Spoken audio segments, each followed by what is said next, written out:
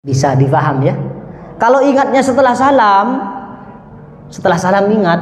Kalau masanya belum lama nih, mungkin salam, astagfirullahaladzim, terus ingat, oh tadi saya rakaat terakhir tidak baca Fatihah, langsung bangun nambah satu, tak masalah. Andai kan sudah ngobrol sama kawan, nanti mau kemana? Mau ke pasar. Terus kawannya bilang, tadi kok kayaknya kamu udah ada dengar suara Fatihahnya. Allah, langsung berdiri, itu tidak masalah. Tidak masalah itu, asal waktunya sebentar. Nabi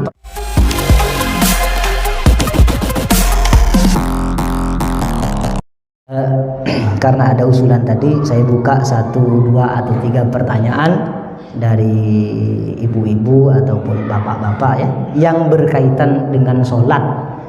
Terserah itu yang sampian alami atau yang sampian saksikan atau yang bagaimana ya. Monggo.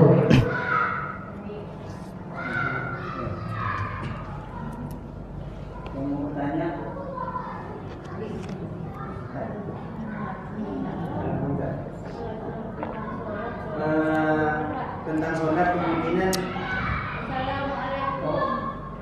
Waalaikumsalam.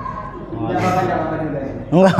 Tanya Pak Ustaz, kalau tentang sembahyang, kalau ada teman kita kalau sembahyang bergerak itu sambil gini-gini sudah apa? Iya. Ditanya apa sah benar? Iya.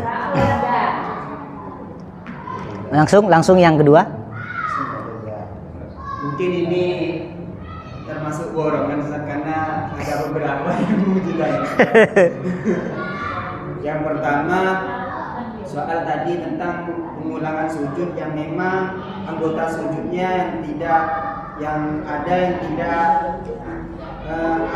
tidak dapat gitu. Misal seperti yang kita saksikan bersama, kebanyakan itu kan di jari-jari kaki. Nah, maksud dari pengulangan sujud itu gimana? Apakah setelah kita sadar, setelah kita duduk di antara 2 sujud, kita sadar bahwa ada salah satu dari anggota sujud kita yang tidak kita kerjakan, apakah kita harus mengulangi sujud? Yang maksud yang diulang itu gimana? Yang pertama. Terus yang kedua Ustaz, soal pembacaan Al-Fatihah.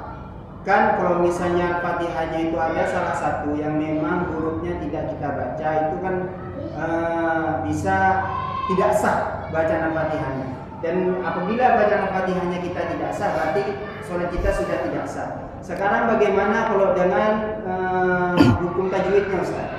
Sebagaimana yang telah kita banyak saksikan bersama, bahwa bacaan Al-Fatihah itu kebanyakan dari akhir atau mad arid disukun, itu terkadang seseorang banyak yang dijadikan sakta gitu Ustaz. Seperti Bismillahirrahmanirrahim, Alhamdulillahirabbil alamin, tanpa harus mewasolkan. Iya. Gitu, Ustaz. Tanpa harus diwasolkan tapi tidak dibaca hurufnya begitu. Terus yang terakhir, asli borongan kalau ini. dalam konteks Iya, enggak masalah. Tak masalah. Monggo. Masuk semua.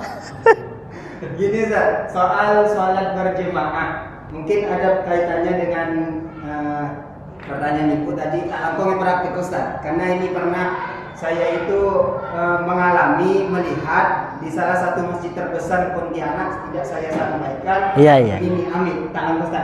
Karena untuk ambil praktek tak kok amin. Misalnya Ustaz Ahmadnya kan imam,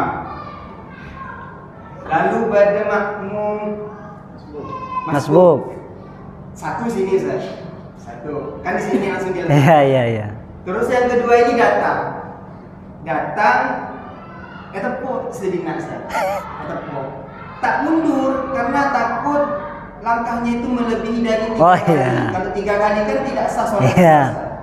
Karena itu tidak mundur, ditarik maksudnya kami. Maksudnya itu Ustaz. Ditarik paksa. Makmum ini kan yang makmum ini Kaget ya? tetap gini. Tetap tak mundur. Karena memang takut dia itu pas ditepuk dia mundur sampai gerakannya 3 kali, kan itu batal. Iya. Nah, sekarang bagaimana Apakah Ya, ya. Menanggapi. memang harus Ya, mundur ya. menanggapi hal tersebut? Terajam. Cukup ya? Satu lagi Ustaz. Satu lagi. Soal pahala jemaah sekarang tentang kondisi masjid yang di sini Ustaz. Karena memang masyarakat sini mempermasalahkan soal tutup-tutupnya seperti ini Ustaz. Terjadi ketika sholat berjemaahnya itu ramai seperti bulan puasa, sholat Jumat yang memang mereka itu jemaahnya di sini dan di luar tanpa harus dibukakan itu. Apakah yang di luar itu termasuk mendapatkan pahala jemaahnya atau gimana? Terima kasih, cukup sekian. Ini asli borongan ya. Bismillahirrahmanirrahim. Pertama, bergerak-gerak saat sholat ya. Kadang ini mohon maaf, ada orang tua yang kalau sholat nih kayak orang gini ya. Gitu. Ada yang begini kepalanya kan gitu ya. Banyak yang begitu. Entah itu karena mungkin faktor usia, memang tidak bisa diam kan ada juga. Kita tidak boleh suudzon sama orang. Bisa jadi memang faktor usia. Karena kan orang kalau sudah terlalu tua, usianya sudah usia senja ya.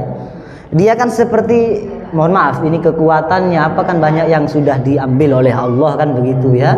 Akhirnya mungkin berdiri tegak kemudian diam gitu tidak bisa. Dia memang harus gini modelnya gitu. Kalau memang ini bawaan nih, mohon maaf, bawaan memang begini-begini karena tidak ada unsur kesengajaan, memang sudah waktunya bergerak gitu ya. Maka ini tidak jadi permasalahan. Tapi kalau misalnya orangnya masih bisa tegak berdiri kemudian diam, kok goyang-goyang gini sampai 3 kali, batal sholatnya.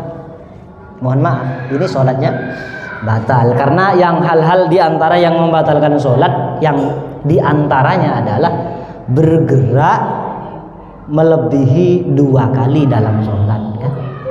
Ini batal nih. Bergerak melebihi 2 kali secara berurut-urut. Beda kalau misalnya gerak 1 kali kemudian diam, gerak lagi, itu beda lagi hitungannya. Enggak, itu dihitung 1-1 bukan 2. Jadi kalau disengaja itu batal. Tapi kalau dia, mohon maaf nih, memang sebenarnya dia kalau diam gini bisa gitu ya. Tapi karena dia menikmati sholat itu, kemudian dia tidak menyadari kalau dia bergerak. Ada orang yang begitu itu. Ini orang khusyuk loh ya. Dia menghayati makna sholat. Akhirnya dia tanpa sadar dia goyang sendiri nih badan. Itu fikih kemudian akan menjawab bahwa karena itu di luar kesadaran dia, maka fikih tidak bisa menghukum itu. Ini beda lagi nih. Ini dalam keadaan sadar, dia sebenarnya bisa diam kok gerak. Ini batal. Kalau geraknya lebih dari 2 kali secara berulang-ulang. Itu. Kemudian yang kedua tadi, masalah apa tadi? Al-Fatihah ya. Ada sebagian huruf Fatihah ya. Mohon maaf diulang. Seperti mensaktakan. Oh iya. Fatihahnya sudah betul, tapi tajwidnya salah. Secara aturan tajwid keliru. Misalnya ada idhar syafawi dibaca ikhfa syafawi misalnya, atau ada idhar dibaca idgham misalnya ya, atau yang mestinya waqaf malah tidak waqaf, tapi tidak dengan cara pewasolan, malah dengan saktah gitu ya. Di dalam fikih ini juga dibahas bahwa orang ketika baca Fatihah itu kesalahannya ada 2. Kesalahan baca secara tajwid. Yang dalam bahasa Arabnya disebut lahan ya. Lahan itu salah. Ada lahan khafi, ada lahan jali.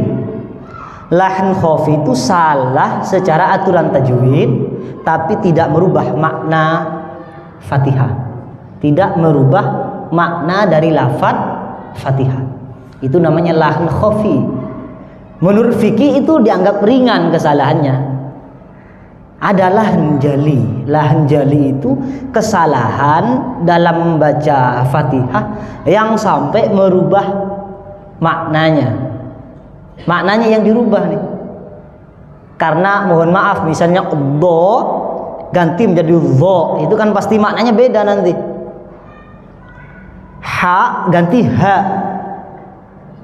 atau ha ganti ha, ihdinas, itu nanti maknanya beda. Lah yang membatalkan sholat, membatalkan bacaan Fatihah yang lahan jali. Yang lahan jali, kesalahan baca dalam Quran terutama Fatihah ya, yang merubah maknanya. Ini batalkan Fatihah nih, batal sholatnya nih. Tapi kalau lahan khafi, ini tidak sampai membatalkan sholat. Ya cuma salah secara aturan tajwid begitu saja, tapi sholatnya aman nih. Aman. Tidak perlu khawatir yang tidak bisa, yang belum pandai tajwid. Yang penting Fatihahnya aja betul itu hurufnya, makhrajnya, yang hak, yang kho itu jangan dibolak-balik nanti. Itu yang nanti kalau cuma kesalahan tidak bisa tajwid, tapi tidak sampai merubah makna dari lafadz Fatihah, itu tidak masalah. Secara fikih sholatnya tidak masalah, aman nih, sah. Meskipun mungkin dia berdosa karena tidak belajar tajwid, itu kan beda lagi, beda pembahasan. Ini kan yang kita bahas sholatnya nih. Kemudian yang selanjutnya tentang apa tadi yang kedua? Sholat jamaah ya, yang bertarik-tarik tadi. Sebenarnya kalau dia tahu caranya bergerak itu, meskipun dia bisa jalan jauh, yang penting jangan langsung dia. Misalnya, mohon maaf nih, dia melangkah begini, ada misalnya di depan nih ada orang ya yang batal wudhu, keluar kan kosong nih, kita jalan ke situ, 1, 2. Nah, ini kan 2 gerakan nih, aman nih sholat nih, tak batal nih. Nanti jalan lagi, sudah sampai ke shop situ, aman.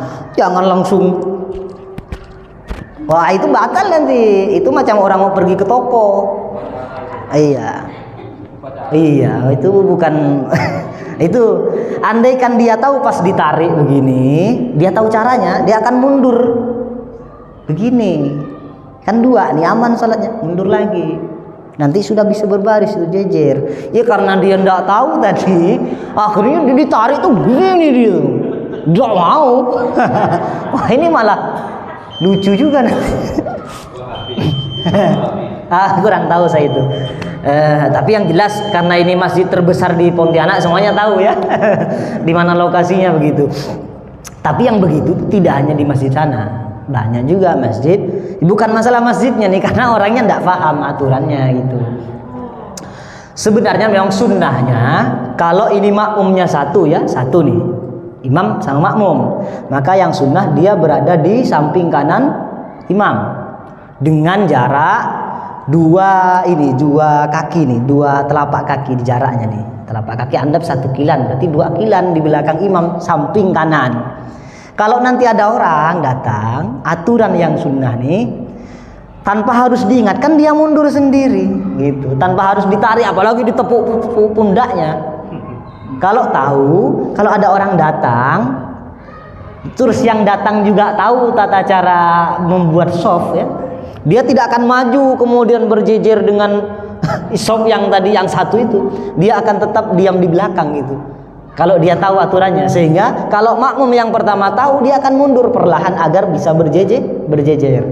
Tentu nih ketika dia mundur, kan di tengah kosong nih, dia harus merapatkan, caranya nih geser ke kiri, yang sana geser ke kanan 1 langkah gitu, agar kemudian bisa rapat. Nah gitu, memang sunnahnya begitu. Tapi kalau dipaksa dia tidak mau, sampean jangan maksa dong, kasihan orang juga nanti. Iya, kalau dia tak jatuh, kalau jatuh terus ini dadanya bisa tak menghadap kiblat, kan batal sholat dia, kan kasihan juga ya. Nah itu. Kemudian yang selanjutnya apa Ustaz? Terakhir tadi tentang pahala, tentang apa, mengulangi sujud itu. Oh iya, mengulangi sujud ya. Yang diulangi yang bagaimana? Cara mengulangi sujud. Misalnya kita lupa atau sengaja ya, ada sebagian anggota sujud yang tidak kena gitu. Kemudian kita ingat nih, ingat pas sujud ya tinggal dibetulkan kalau itu kan. Kalau ini ya, pas sujud sebelumnya kakinya gini nih, tidak ditekuk. Oh ingat, oh ada kewajiban nekuk, ya tekuk langsung. Nah itu kan setelah nekuk nih diam ya tumaknina seukuran baca subhanallah 1 kali kan cukup tuh kan, tidak lama kan. Cuma makruh kalau membaca subhanallah 1 kali ya, subhana rabbiyal a'la 1 kali itu hukumnya makruh. Sunnah minimal 3 kali. Kalau sholat sendiri boleh sujud itu baca tasbih sampai 10 kali. Kalau baca tasbih pas ruku itu boleh sampai 27 kali kalau sendirian. Kalau jadi imam jangan. Kasihan orang mau ada yang mau kerja apa gitu. Kalau jadi imam tidak boleh lebih dari 3 kali. Kalau lebih makruh hukumnya jadi imam kok panjang-panjang tuh ya, bacaannya itu. Itu yang jadi imam harus tahu juga aturan jadi imam. Itu caranya. Kalau ternyata dia ingat setelah dia duduk ya, misalnya duduk nih sudah sujud yang pertama, akhirnya dia terus ingat pas duduk nih mau sujud yang kedua, dia ingat tadi sujud saya tidak pas, maka langsung sujud lagi, nanti duduk lagi, sujud lagi. Tadi sujud yang pertama tidak dianggap gitu. Sujud yang pertama nganggur. Sama dengan ada orang lupa tidak ruku langsung sujud, entah apa yang difikirkan, mungkin banyak hutang terus ada yang nagih kan, atau apa ya, tagihan di bank sudah lepas ya, sudah lewat temponya, terus dia bingung tidak tahu kemana akan nombok itu ya, sholatnya sampai ngefek sama sholatnya, lupa tidak ruku langsung sujud. Setelah duduk begini ingat, oh tadi saya belum ruku tuh, maka dia bangun lagi, langsung bangun nih. Kalau ingat nih bangun langsung Allahu Akbar ruku, tidak usah baca Fatihah lagi, bangun langsung ruku. Tadi sujud yang pertama tuh tidak dianggap, lanjutkan lagi setelah ruku, i'tidal, kemudian baru turun untuk sujud. Sujud tadi yang pertama tuh yang mendahului ruku itu tidak dianggap. Itu kalau ingat sebelum melakukan rukun yang sama seperti yang ditinggalkan. Tapi kalau ingatnya misalnya ketika sudah mohon maaf, tadi rakaat pertama lupa tidak ruku, kemudian setelah dia selesai sujud terus baca Fatihah, baca surat, mau ruku nih, pas ruku ternyata ingat, oh tadi saya rakaat awal tidak ada rukunya, itu tidak perlu kembali. Mau kembali kemana? Oh itu sudah pas ruku ya, tidak perlu kembali, lanjutkan sholat, nanti di akhir sebelum salam nambah lagi 1, karena rakaat pertama tadi tidak dianggap karena tidak ada rukunya. Sama dengan itu, bisa dipahami ya? Paham Ustaz? Kira-kira paham enggak nih? Ini posisinya kayak tadi nih. Kalau dia ingat pas di dalam sholat ya, ingat di dalam sholat nih, kalau sebelum melakukan rukun yang sama dengan yang ditinggalkan pas rakaat pertama tadi, maka dia langsung, kalau ingat langsung kembali. Misalnya lupa tak baca Fatihah, langsung berdiri baca Fatihah. Misalnya ingatnya dia pas sujud yang kedua, tak masalah, langsung berdiri baca Fatihah. Kalau bermakmum Ustaz, kalau bermakmum nanti nambah di akhir. Kalau tidak mau pisah dengan imamnya. Kalau mau pisah sholat sendiri, ya langsung bangun, langsung niat saya pisah dari imam, niat mufarokoh, sholat sendirian, tapi tak dapat pahala jamaah. Kan eman-eman juga sudah kadung di masjid, masa sholat sendirian. Mending nambah nanti setelah imamnya salam, sampean nambah 1, karena tadi sudah tidak ada rukunya yang awal itu. Atau ndak mau nunggu ya, ndak mau nunggu imamnya salam dulu ya. Ketika imamnya tahiyat akhir langsung mufarokoh, nambah 1 rakaat. Jadi pisah di akhir daripada pisah di awal. Ya enggak? Masa langsung nikah pisah? Kalau mau pisah di akhir-akhir aja. Kalau itu pilihan alternatif itu. Nah, itu bisa dipaham ya. Kalau ingatnya setelah salam ingat. Kalau masanya belum lama nih. Mungkin salam, astagfirullahaladzim terus ingat, oh tadi saya rakaat terakhir tidak baca Fatihah, langsung bangun nambah 1, tak masalah. Andai kan sudah ngobrol sama kawan, ente nanti mau kemana? Mau ke pasar. Terus kawannya bilang, tadi kok kayaknya kamu udah ada dengar suara Fatihahnya. Allah, langsung berdiri. Itu tidak masalah. Tidak masalah itu. Asal waktunya sebentar. Nabi pernah diingatkan, Nabi pernah suatu ketika rokat sholatnya kurang. Sahabat bertanya-tanya, sehingga Nabi ketika berpaling dari pengimaman ya, jalan hampir sampai ke pintu Masjid Nabawi, karena dulu masjidnya kan kecil, tak seperti sekarang. Sahabat bertanya,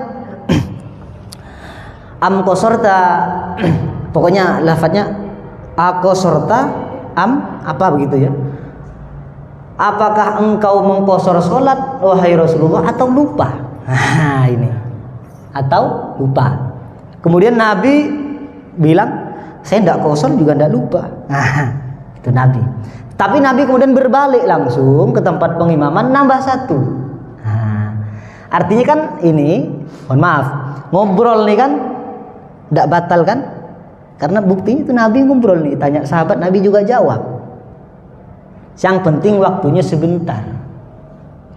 Kalau waktunya sudah lama, sampeyan sudah wiridan subhanallah 33, alhamdulillah 33, Allahu akbar 34, kemudian selesai amin baru tadi. Itu sholat lagi. Sholat lagi. Jangan nambah 1 rakaat. Sudah ya? Mudah-mudahan apa yang kita kaji pada malam hari ini ada manfaatnya ya. Dari awal hingga akhir, apabila ada kata-kata yang kurang tepat, yang salah, keliru, atau yang membuat tersinggung, saya mohon maaf yang sebesar-besarnya. Wal afu minkum. Wassalamualaikum warahmatullahi wabarakatuh.